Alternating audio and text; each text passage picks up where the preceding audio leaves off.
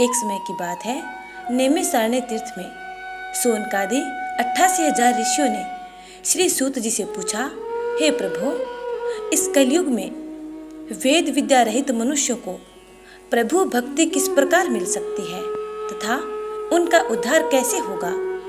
हे मुनि श्रेष्ठ, कोई ऐसा तप बताइए जिससे थोड़े समय में ही पुण्य की प्राप्ति हो जाए और मनोवांछित फल की प्राप्ति हो।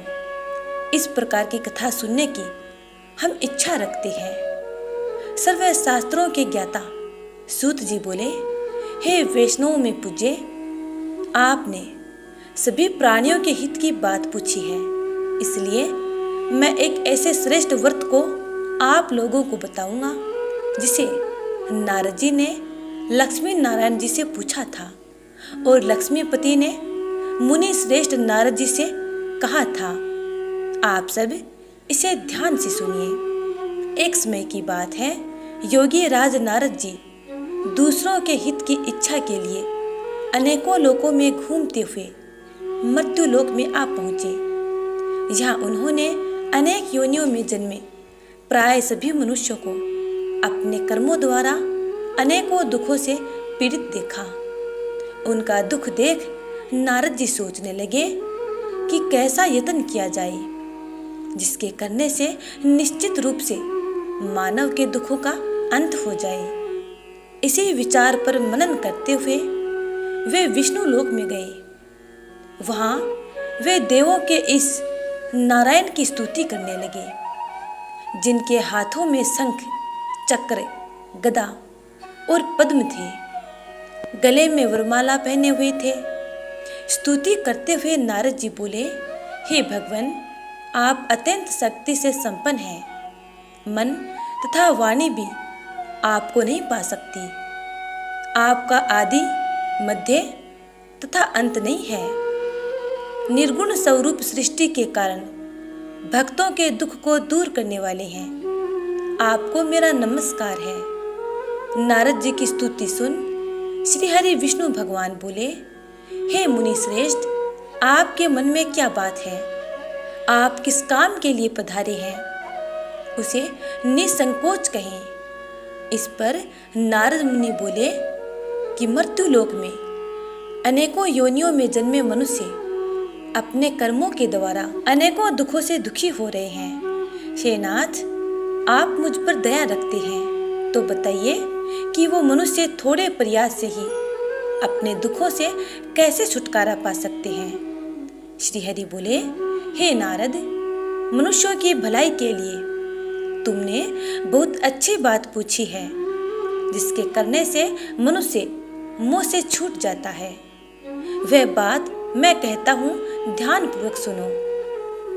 स्वर्ग लोक व मृत्यु लोक दोनों में एक दुर्लभ उत्तम व्रत है जो पुण्य देने वाला है। आज प्रेमवश होकर मैं उसे तुमसे कहता हूँ। श्री सत्यनारायण भगवान का यह व्रत अच्छी तरह विधान पूर्वक करके मनुष्य तुरंत ही यहाँ सुख भोग कर मरने पर मोक्ष को प्राप्त करता है।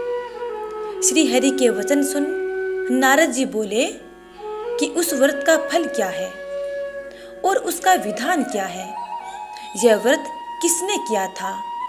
इस व्रत को किस दिन करना चाहिए? सभी कुछ विस्तार से बताइए। नारद जी की बात सुनकर श्री हरि बोले, दुख व शोक को दूर करने वाला, यह सभी स्थानों पर विजय दिलाने वाला है। मानव को भक्ति व श्रद्धा के साथ शाम को श्री सत्यनारायण की पूजा धर्मपरायण होकर ब्राह्मणों व बंधुओं के साथ करनी चाहिए। भक्ति भाव से ही नैवेद्य केले का फल, घी, दूध और गेहूं का आटा सवाया ले। गेहूं के स्थान पर साठी का आटा, शक्कर तथा गुड़ लेकर वह सभी भक्षण योग्य पदार्थों को मिलाकर भगवान का भोग लगाएं। ब्राह्मणों सहित बंधु बांधुओं को भी भोजन कराएं। उसके बाद स्वयं भोजन ग्रहण करें। भजन कीर्तन के साथ भगवान की भक्ति में लीन हो जाएं।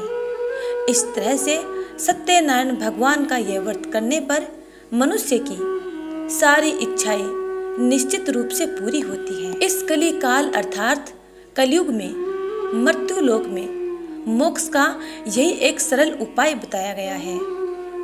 सूत जी बोले, हे ऋषियों, जिसने पहले समय में इस व्रत को किया था उसका इतिहास कहता हूँ, ध्यान से सुनो। सुंदर काशीपुरी नगरी में एक अत्यंत निर्धन ब्राह्मण रहता था। भूख प्यास से परेशान वह धरती पर घूमता रहता था। ब्राह्मणों से प्रेम करने वाले भगवान ने एक दिन ब्राह्मण का वेश धारण कर उसके पास जाकर पूछा, हे विप्र, नित्य दुखी होकर तुम पृथ्वी पर क्यों घूमते हो? दीन ब्राह्मण बोला, मैं निर्धन ब्राह्मण हूँ, भिक्षा के लिए धरती पर घूमता हूँ। हे भगवान, यदि आप इसका कोई उपाय जानते हो तो बताइए। वृद्ध ब्राह्मण कहता है कि सत्यनारायण भगवान मनोवांछित फल प्रदान करने वाले हैं, इसलिए तुम उनका पूजन करो। इसे करने से मनुष्य सभी दुखों से मुक्त हो जाता है। वृद्ध ब्राह्मण बनकर आए सत्यनारायण भगवान उस निर्धन ब्राह्मण को व्रत का सारा विधान बताकर अंतर्धान हो गए। ब्राह्मण मन ही मन सोचने लगा कि जिस व्रत को वृद्ध ब्राह्मण करने को कह गया है मैं उसे जरूर करूंगा। यह निश्चय करने के बाद उसे रात में नींद नहीं आई। वह सवेरे उठकर सत्यनारायण भगवान के व्रत का निश्चय कर भिक्षा के लिए चला गया। उस दिन निर्धन ब्राह्मण को भिक्षा में बहुत धन प्राप्त हुआ, जिससे उसने बंधु बांधवों के साथ मिलकर श्री सत्यनारायण भगवान का व्रत संपन्न किया। भगवान सत्यनारायण का व्रत संपन्न करने के बाद वह निर्धन ब्राह्मण सभी दुखों से छूट गया और अनेक प्रकार की संपत्तियों से युक्त हो गया। उसी समय से यह ब्राह्मण हर माह इस व्रत को करने लगा। इस तरह से सत्यनारायण भगवान के व्रत को जो मनुष्य करेगा वह सभी प्रकार के पापों से छूटकर मोक्ष को प्राप्त होगा। जो मनुष्य इस व्रत को करेगा वह भी सभी दुखों से मुक्त हो जाएगा। सूत जी बोले कि इस तरह से नारद जी से नारायण जी का कहा हुआ श्री सत्यनारायण व्रत को मैंने तुमसे कहा है। हे विप्रो, मैं अब और क्या कहूँ? ऋषि बोले, हे मुनिवर, संसार में उस विप्र से सुनकर और किस किस ने इस व्रत को किया, हम सब इस बात को सुनना चाहते हैं। इसके लिए हमारे मन में श्रद्धा भाव है। सूत जी बोले, हे मुनियों, जिसने इस व्रत को किया है वे सब सुनो।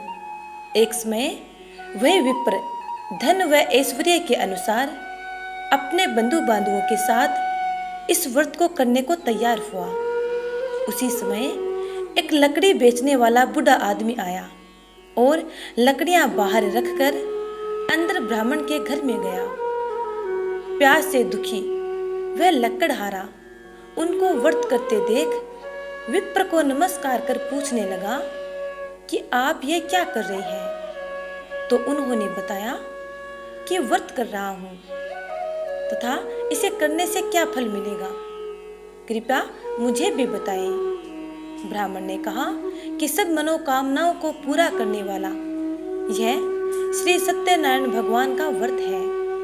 इनकी कृपा से ही मेरे घर में धन धान्य आदि की वृद्धि हुई है। विप्र से सत्यनारायण व्रत के बारे में जानकर लकड़हारा बेहद प्रसन्न हुआ।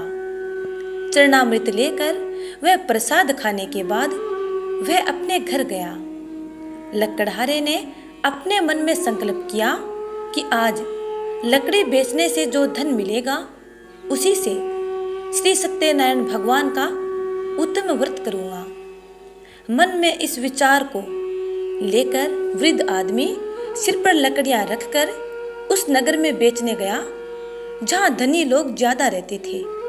उस नगर में उसे अपनी लकड़ियों का दाम पहले से 4 गुना अधिक प्राप्त हुआ।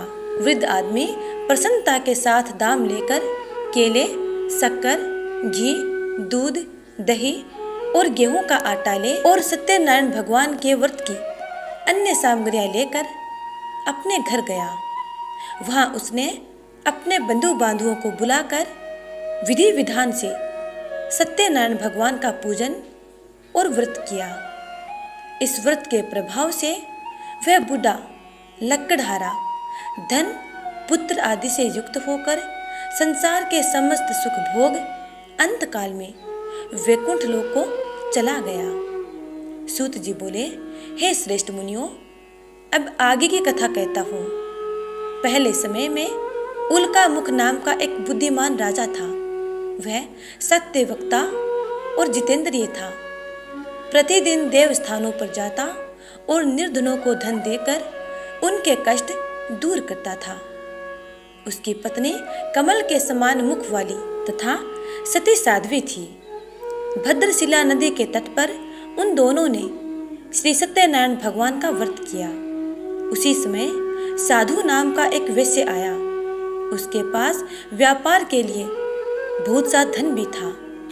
राजा को व्रत करते देखकर वह विनय के साथ पूछने लगा, हे राजन, भक्ति भाव से पूर्ण होकर आप ये क्या कर रहे हैं? मैं सुनने की इच्छा रखता हूँ, आप मुझे विस्तार से बताइए। राजा बोला, हे साधु, अपने बंधु बांधुओं के साथ पुत्र आदि की प्राप्ति के लिए एक महान शक्तिमान श्री सत्यनारायण भगवान का व्रत व पूजन कर रहा हूँ। राजा के वचन सुन साधु आदर से बोला, हे राजन, मुझे इस व्रत का सारा विधान कहिए। आपके कथनानुसार मैं भी इस व्रत को करूँगा। मेरी भी संतान नहीं है और इस व्रत को करने से निश्चित रूप से मुझे संतान की प्राप्ति होगी। राजा से इस व्रत का सारा विधान सुन व्यापार से निवृत्त हो वह अपने घर को चला गया। साधु वैश्य ने अपने पत्नी को संतान देने वाले इस व्रत का वर्णन कह सुनाया और कहा कि जब मेरी संतान होगी तब मैं इस व्रत को करूँगा। साधु ने इस तरह के वचन अपनी पत्नी लीलावती से कहे। एक दिन लीलावती पति के साथ आनंदित हो सांसारिक धर्म में प्रवृत्त होकर सत्यनारायण भगवान की कृपा से गर्भवती हो गई। 10वें महीने में उसके गर्भ से एक सुंदर कन्या ने जन्म लिया। दिनों दिन वह ऐसे बढ़ने लगी जैसे शुक्ल पक्ष का चंद्रमा बढ़ता है। माता पिता ने अपनी कन्या का नाम कलावती रखा। एक दिन लीलावती ने मीठे शब्दों में अपने पति को याद दिलाया कि आपने सत्यनारायण भगवान के जिस व्रत को करने का संकल्प किया था उसे करने का समय आ गया है। आप इस व्रत को करिए। साधु बोला कि हे प्रिय, इस व्रत को मैं उसके विवाह पर करूँगा, अर्थात अपनी पुत्री के विवाह पर करूँगा। इस प्रकार अपनी पत्नी को आश्वासन देकर वह नगर को चला गया। कलावती पिता के घर में रहकर वृद्धि को प्राप्त हो गई। साधु ने एक बार नगर में अपनी कन्या को सखियों के साथ देखा तो तुरंत ही दूत को बुलाया और कहा कि मेरी कन्या के योग्य वर देख कर लाओ। साधु की बात सुन दूत कंचन नगर में पहुंचा और वहां देखभाल कर लड़की के सुयोग्य वणिक पुत्र को ले आया। सुयोग्य लड़के को देख साधु ने बंधु बांधुओं को बुलाकर अपने पुत्री का विवाह कर दिया। लेकिन दुर्भाग्य की बात यह कि साधु ने अभी भी श्री सत्यनारायण भगवान का व्रत नहीं किया। इस पर श्री सत्यनारायण भगवान क्रोधित हो गए और श्राप दिया कि साधु को अत्यधिक दुख मिले। अपने कार्य में कुशल साधु बनिया जमाई को लेकर समुद्र के पास स्थित होकर रत्नासारपुर नगर में गया। वहां जाकर दामाद ससुर दोनों मिलकर चंद्रकेतु राजा के नगर में व्यापार करने लगे। एक दिन भगवान सत्यनारायण की माया से एक चोर राजा का धन चुराकर भाग रहा था। उसने राजा के सिपाहियों को अपना पीछा करते देख चुराया हुआ धन वहां रख दिया जहां साधु अपने जमाई के साथ ठहरा हुआ था। राजा के सिपाहियों ने साधु वेश्या के पास राजा का धन पड़ा देखा तो वे ससुर जमाई दोनों को बांधकर प्रसन्नता से राजा के पास ले गए और कहा कि उन दोनों चोरों को हम पकड़ लाए हैं, आप आगे की कार्यवाही की आज्ञा दें। राजा की आज्ञा से उन दोनों को कठिन कारावास में डाल दिया गया और उनका सारा धन भी हड़प लिया गया। श्री सत्यनारायण भगवान के श्राप से साधु की पत्नी भी बहुत दुखी हुई। घर में जो धन रखा था उसे चोर चुरा ले गए। शारीरिक तथा मानसिक पीड़ा वह भूख प्यास से अति दुखी हो अन्न की चिंता में कलावती ब्राह्मण के घर गई। वहां उसने श्री सत्यनारायण भगवान का व्रत होते देखा, फिर कथा भी सुनी, वह प्रसाद ग्रहण किया। उसके बाद रात को घर वापस लौटी। इस पर माता ने कलावती से पूछा कि हे पुत्री, अब तक तुम कहाँ थी, तेरे मन में क्या है? कलावती ने अपनी माता से कहा, हे माता, मैंने एक ब्राह्मण के घर में श्री सत्यनारायण भगवान का व्रत देखा है।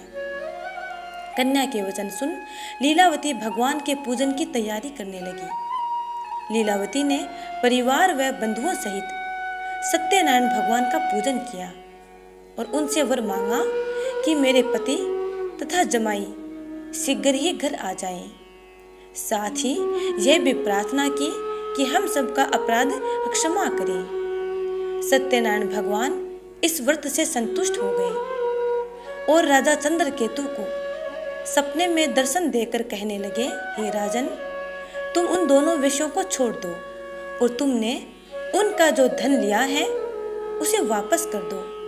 अगर ऐसा नहीं किया तो मैं तुम्हारा धन, राज्य व संतान सभी को नष्ट कर दूंगा। राजा को सौपन में यह सब कहकर भगवान सत्यनारायण सौपन से अंतर्ध्यान हो गए।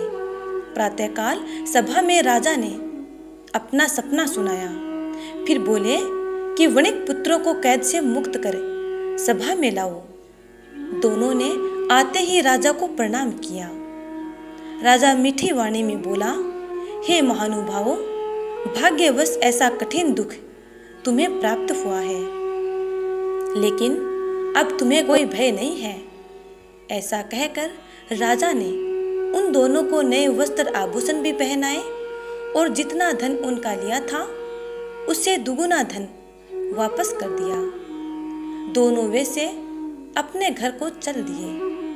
सूत जी बोले, वेश्ये ने मंगलाचार कर अपनी यात्रा आरंभ की और अपने नगर की ओर चल दिए। उनके थोड़ी दूर जाने पर एक दंडी वेशधारी श्री सत्यनारायण भगवान ने उनसे पूछा, हे साधु, तेरे नाव में क्या है? अभिमानवश वणिक हंसता हुआ बोला, हे दंडी, आप क्यों पूछते हो? क्या धन लेने की इच्छा है? मेरी नाव में तो बेल और पत्ते भरे हुए हैं। वेश्ये के कठोर वचन सुन भगवान सत्यनारायण बोले, तुम्हारा वचन सत्य हो। दंडी ऐसे वचन कह वहां से दूर चले गए। कुछ दूर जाकर समुद्र के किनारे बैठ गए। दंडी के जाने के बाद साधु वेश्ये ने नित्य क्रिया के पश्चात नाव को ऊंची उड़ते देखकर अचंबा माना, अर्थात आश्चर्यचकित हो गए और नाव में बेल पत्ते आदि देखकर वह मूर्छित हो जमीन पर गिर पड़ा। मूर्छा खुलने पर वह अत्यंत शोक में डूब गया। तब उसका दामाद बोला कि आप शोक ना मनाएं, यह दंडी का शाप है, इसलिए हमें उनकी शरण में जाना चाहिए, तभी हमारी मनोकामना पूरी होगी। दामाद की बात सुनकर वह दंडी के पास पहुंचा और अत्यंत भक्ति भाव से नमस्कार करके बोला, मैंने आपसे जो जो असत्य वचन कहे थे उनके लिए मुझे क्षमा कर दो। ऐसा कहकर महान शोकातुर होकर रोने लगा। तब दंडी भेषधारी भगवान श्री हरि विष्णु बोले, हे वणिक पुत्र, मेरी आज्ञा से बार बार तुम्हें दुख प्राप्त हुआ है, तू मेरी पूजा से विमुख हुआ। साधु बोला, हे भगवान, आपकी माया से ब्रह्मा आदि देवता भी आपके रूप को नहीं जानते, तब मैं अज्ञानी कैसे जान सकता हूँ। आप प्रसन्न होइए, अब मैं सामर्थ्य के अनुसार आपकी पूजा करूँगा। मेरी रक्षा करो और पहले के समान नौका में धन भर दो। साधु वैश्य के भक्ति पूर्वक वचन सुनकर भगवान प्रसन्न हो गए और उसकी इच्छा अनुसार वरदान देकर अंतर्ध्यान हो गए। ससुर जमाई जब नाव पर आए तो नाव धन से भरी हुई थी। फिर वही अपने अन्य साथियों के साथ सत्यनारायण भगवान का पूजन कर वे दोनों अपने नगर को चल दिए। जब नगर के नजदीक पहुंचे तो दूत को घर पर खबर करने के लिए भेज दिया। दूत साधु की पत्नी को प्रणाम कर कहता है कि मालिक अपने दामाद सहित नगर के निकट पहुंच गए हैं। दूत की बात सुन साधु की पत्नी लीलावती ने बड़े हर्ष के साथ सत्यनारायण भगवान का पूजन कर अपने पुत्री कलावती से कहा कि मैं अपने पति के दर्शन को जाती हूँ, तू कार्य पूर्ण कर शीघ्र आ जा। माता के ऐसे वचन सुन कलावती जल्दी में प्रसाद छोड़कर अपने पति के दर्शन के लिए चली गई। प्रसाद की अवज्ञा के कारण श्री सत्यनारायण भगवान पुनः रुष्ट हो गए और नाव सहित उसके पति को पानी में डुबो दिया। कलावती अपने पति को वहां ना पाकर रोती हुई जमीन पर गिर गई। नौका को डूबा हुआ देख वह कन्या को रोता देख साधु दुखी होकर बोला कि हे प्रभु, मुझसे तथा मेरे परिवार से जो भूल हुई है उसे क्षमा करो। साधु के दीन वचन सुनकर श्री सत्यनारायण भगवान प्रसन्न हो गए और आकाशवाणी हुई, हे साधु, तेरी कन्या मेरे प्रसाद को छोड़कर आई है, इसलिए उसका पति अदृश्य हो गया है। यदि वह घर जाकर प्रसाद ग्रहण करके पुनः लौटती है तो इसके पति अवश्य मिलेंगे। ऐसी आकाशवाणी सुन कलावती घर पहुंचकर प्रसाद ग्रहण करती है और फिर आकर अपने पति के दर्शन करती है।